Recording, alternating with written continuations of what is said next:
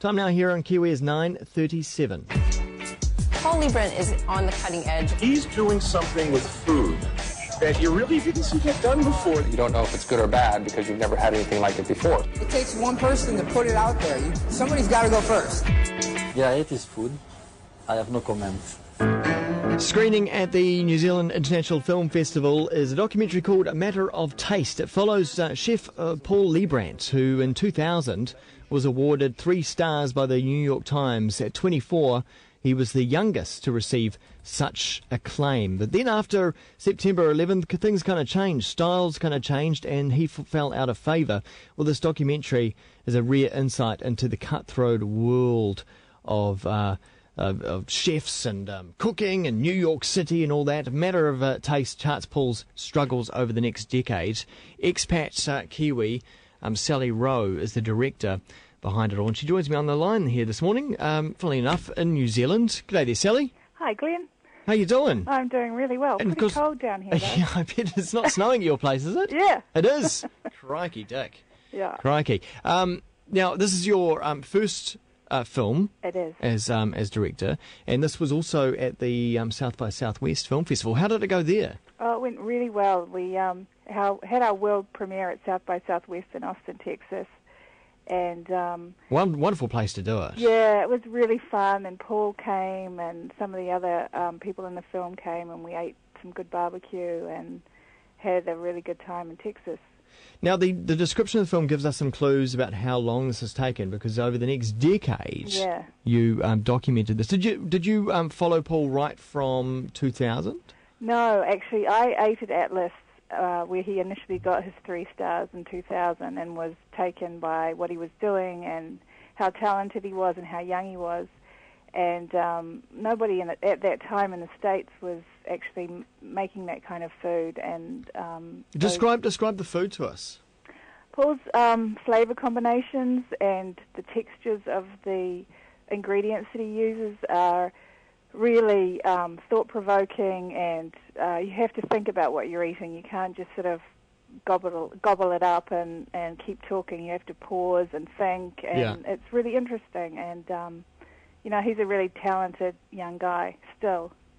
Lots of foam, I noticed. Yeah.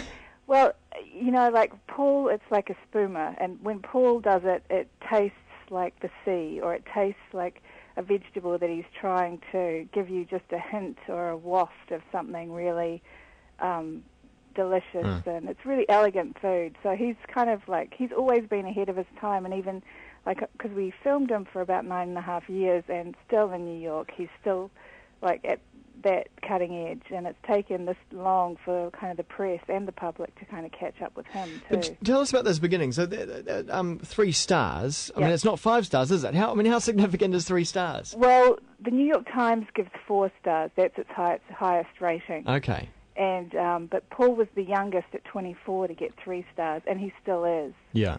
So, I mean, that's a huge accomplishment for a young man of 24 to have the New York Times come in your first head chef position in New York City and give you 3 stars. Yeah. And, I mean, at what point did you recognise that this would make a good documentary subject? I think when I first got to New York, I was a struggling wannabe filmmaker, and I worked in restaurants, and so I kind of knew that scene, and I knew food. And when I ate at Atlas, I knew that there must be some kind of interesting brain behind what I was eating. Yeah. And when I met Paul, being so young, and he's English, and he's very dry, and he's pretty funny, and I just knew he would be a really interesting subject. When he left Atlas, I asked him if we could start filming him when he went to Papillon, and that's where it all started in 2001. Papillon, he went to France? He trained in France. He worked for Pierre Garnier in Paris. He also worked for Marco Pierre White in London and Michel Bras. He's trained, he's been cooking since he was 15. So he eats, sleeps, breathes food. That's his whole life. And rubbing shoulders with some of the best there. Yeah. What, people like Anthony Bourdain?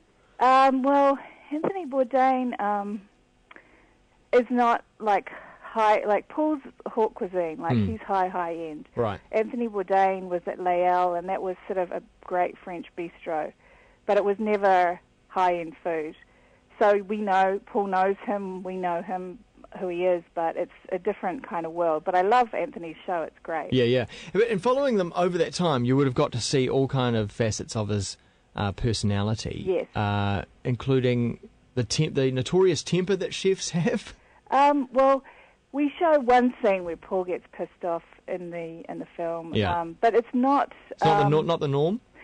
I mean, those guys, the thing is with this film, it's not a cooking show, it's not reality TV, so a lot of those shows, they gun for that, they want that. Yeah. This is more about, we interview food press, we look at how difficult it is for a restaurant to succeed in New York, even if you are immensely talented.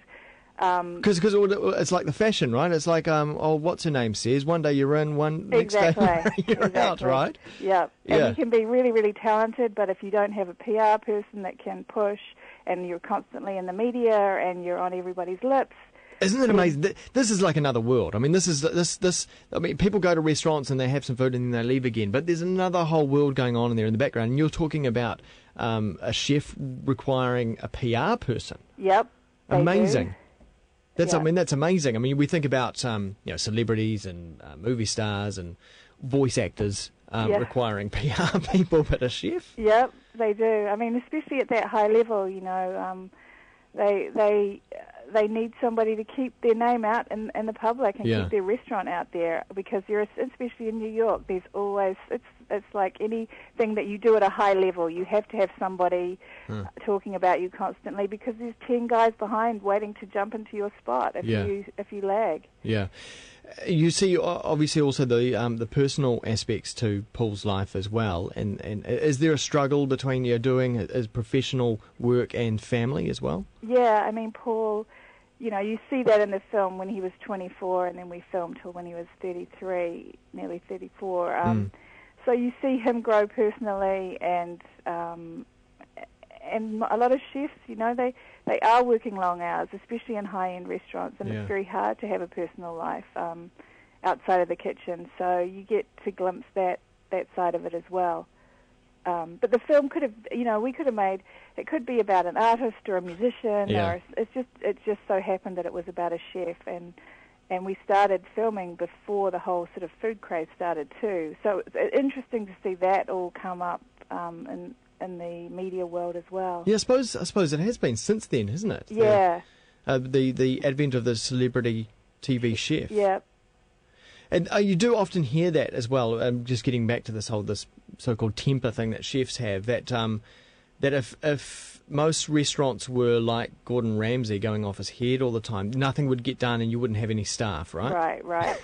Right. I mean, there is. I mean, I'm sure Gordon's pretty cranky, but there are moments when they're just gunning it and putting out beautiful food, and but again, those really high-end kitchens, they are putting on a performance every night, and it has to be perfect, and people are paying, and the dining room's full, and it was hard for us to shoot in kitchens too, because they're noisy and they're hot, and a lot of the time Paul was under a lot of pressure, critics coming in, and he was, it was sort of his name was on the line, and so we had to stand in the corner and use a zoom lens, and sometimes he would say, "You guys have got to get out of here," and so it was.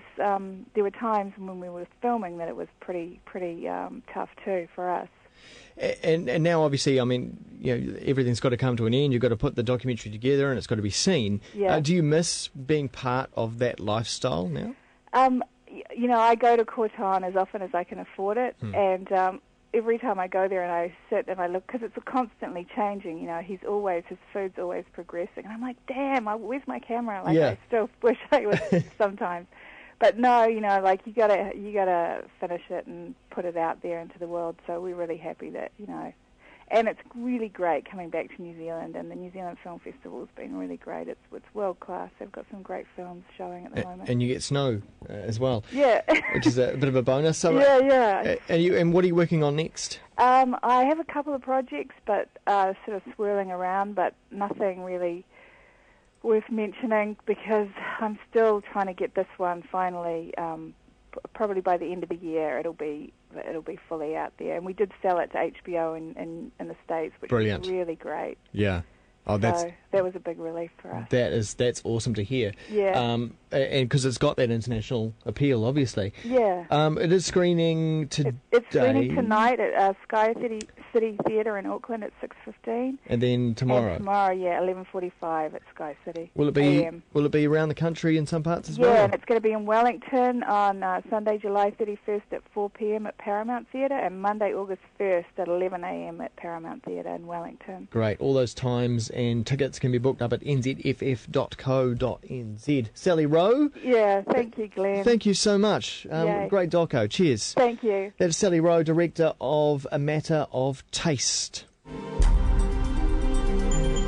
I'm unemployed, and yet Vogue magazine does 3-page spreads on me. This is the dichotomy of my life. What is inspiring right now? The hope and dream that my career has not completely gone down the toilet. First tables in.